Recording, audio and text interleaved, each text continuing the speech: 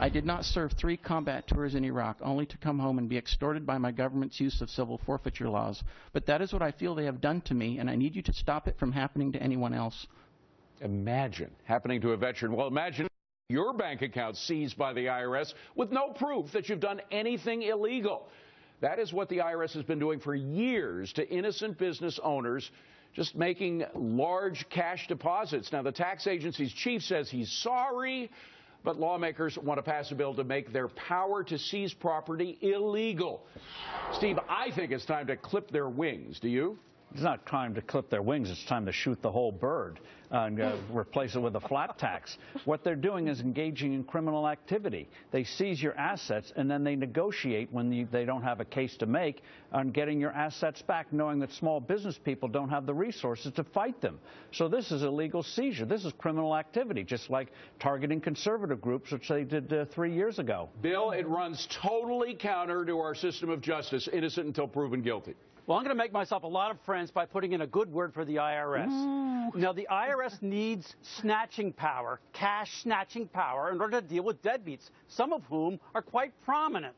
So what I would do is control it by saying that if they take too much, if they take more than what they, in the end, are proven to be entitled to, they have to give back double the difference. And then they won't terrorize small business owners who've done nothing wrong. EMAC, I don't know. I can think of some tax deadbeats like Al Sharpton, for example, who still has his job, still has his property. So it seems like the innocent people, the people who least deserve it, that are getting targeted. Yeah, it's unfair, and it's so wrong we're treating regular taxpayers like, drug traffickers or terrorists. The problem here is that the median amount seized is 34 grand, and the average amount for the legal cost to get it back is 20K. Watch this, David. Law enforcement agencies are allowed to keep a portion of what they seize. So does the IRS have a stake in the game because they're seizing this money? They get to keep it for themselves at the agency. That's a question. Rich, is it not time to end this forfeiture law?